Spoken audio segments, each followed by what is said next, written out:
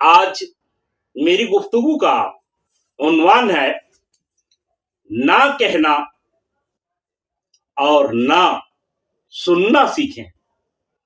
دوستو، ہماری روزمرہ کی زندگی میں کئی بار افراد خاندان، دوست و احباب، رشتہ دار وغیرہ ہم سے کوئی فرمائش، خواہش، درخواست یا مطالبہ کرتے ہیں اور ہم یا آپ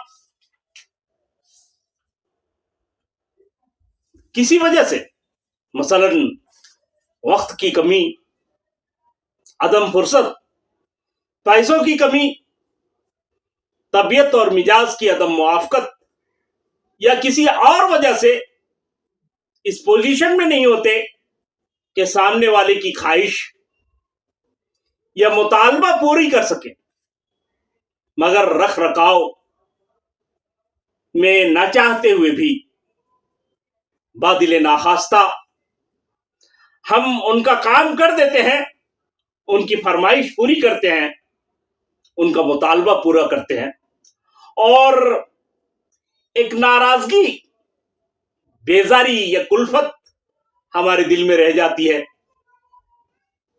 اور مذکورہ شخص سے ہم اپنا من کھٹا کر لیتے ہیں۔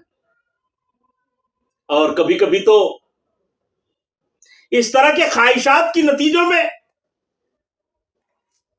مذکورہ لوگوں سے ہم کنارہ کشی اختیار کرنے لگتے ہیں۔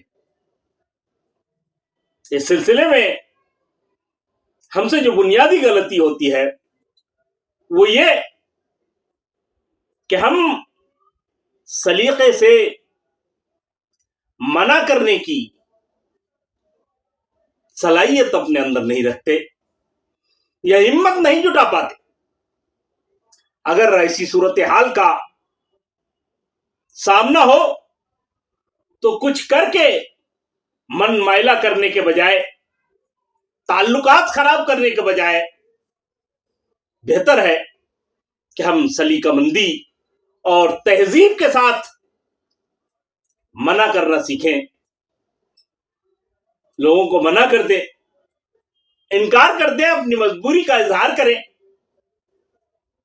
اگر ہم ایسا کرتے ہیں تو یہ اس رشتے کی استواری اور برقراری کے حق میں اور خود آپ کے حق میں بہتر ہے۔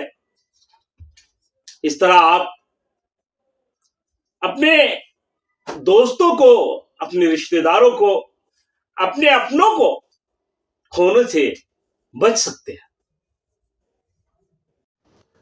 ساتھ ہی ہم کو نہ سننا یعنی منع سننا، انکار سننا بھی سیکھنا چاہیے۔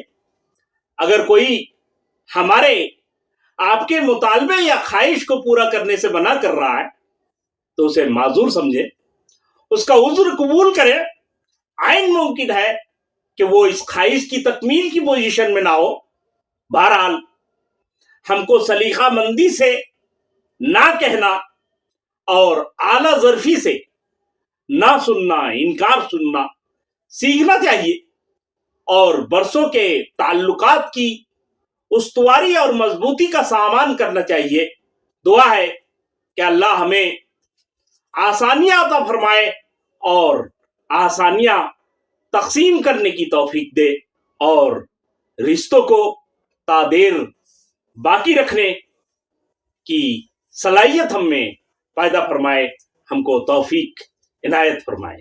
آمین۔